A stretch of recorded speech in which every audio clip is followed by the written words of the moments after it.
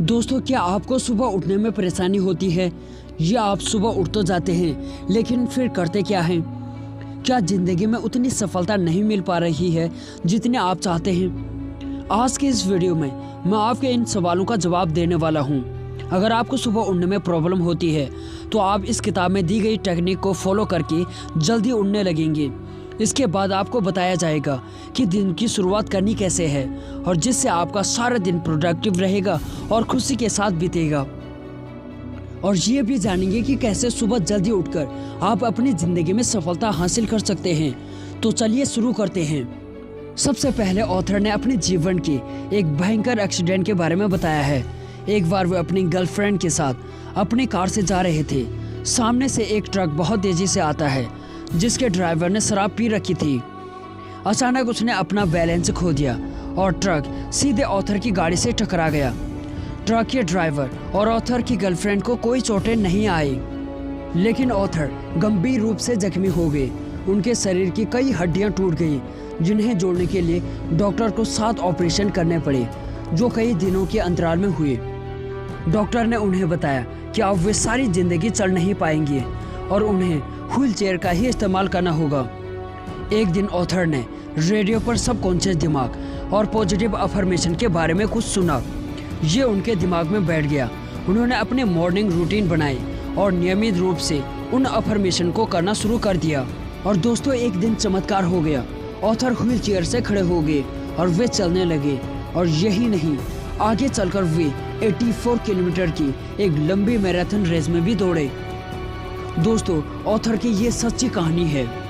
तो दोस्तों, ऑथर ने अपने साथ हुए इस चमत्कार का क्रेडिट उसी मॉर्निंग रूटीन को दिया जो उन्होंने एक्सीडेंट के बाद डेली करना शुरू कर दिया था। और इसी पर बेस्ड ये बुक लिखी गई, जिसे सारी दुनिया में करोड़ों लोगों ने पढ़ा है और इससे पढ़कर बहुत सारे लोग प्रेरित भी हुए। इस चैप्टर का कंक्लूजन यही है कि लाइफ में कैसी भी विकट परिस्थिति हो, हमें निराश नहीं होना चाहिए, बल्कि दिल में हौसला रखकर उसे उभरने की कोशिश करनी चाहिए। लेकिन ये करना कैसे है, ये आप बाकी के चैप्टर्स में आगे जानेंगे। दोस्तों, चैप्टर 2 है 95% रियलिटी चेक। ऑथर के अनुसार दुनिया के 95% लोग छोटी चीज़ों से ही खुश हो जाते हैं, उनके साथ जीना सीख जाते हैं। लेकिन 5% लोग उनसे संतुष्ट नहीं होते हैं। वे बड़े गोल बनाते हैं और उन्हें पाने के लिए तब तक जुटे रहते हैं जब तक उन्हें हासिल न कर लें।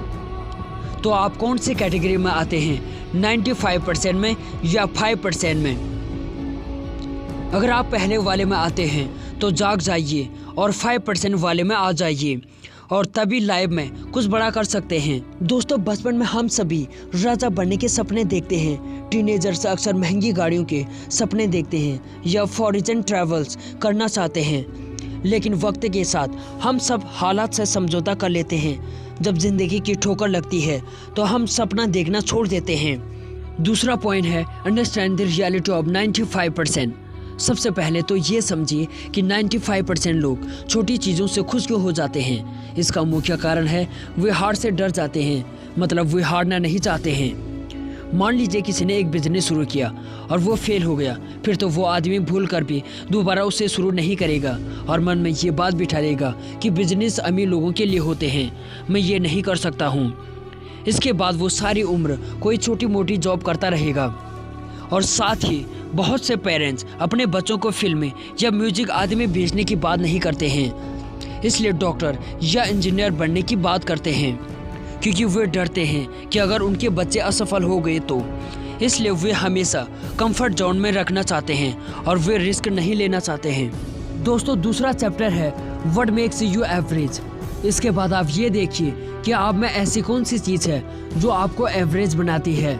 उन्हीं की वजह से आप 95% वाली भीड़ में खड़े रहते हैं। कहीं आपकी सोच ऐसी तो नहीं है, आप बड़ा सोचने से घबरा जाते हैं, जैसा आप ये सोच ही नहीं पाते हैं कि आपकी भी कंपनी हो सकती है।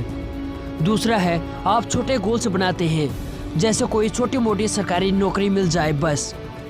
और तीसरा है आप जिम्मेदारी से भागते हैं, जैसे ही आपको कोई काम दिया जाए तो आप आलस आदि की वजह से उसे पूरा नहीं कर पाते हैं।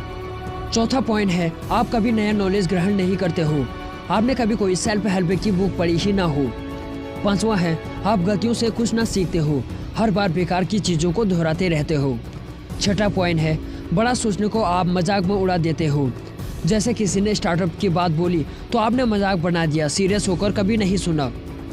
अगर आप में ऊपर वाली कोई भी आदत हो तो आप हमेशा के लिए 95% लोगों की कैटेगरी में ही रहोगे और लाइफ में कुछ बड़ा अचीव नहीं कर पाओगे। तीसरा पॉइंट है, गो विथ फ्लो। अगर आपको 95% वालों की कैटेगरी को छोड़ना है तो वक्त के साथ चलिए, पास्ट में जीना बंद कर दो। कुछ लोग सोचते हैं हम तो गरीबी में पले हैं, अब गरीबी में रहना ही हमारा नसीब है, लेकिन बाटा के मालिक भी तो पहले मोची थे।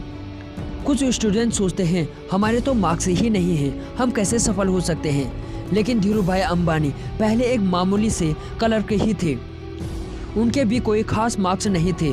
बहुत से नेता और मंत्री भी अनपढ़ ही होते हैं। तो पहले तो ये सोचना बंद कर दें कि आपके पास्ट में क्या हुआ है, ये सोचें कि आगे क्या हो सकता है। कितने सारे लोग YouTube से ही स्टार बन चुके हैं। कुछ लोग तो सिर्फ खाना बनाने के वीडियोस बनाकर ही लाखों कमा रहे हैं और बेहद सफल हैं। इसलिए वक्त के साथ आगे बढ़ें और आगे क्या करना है ये सोचें।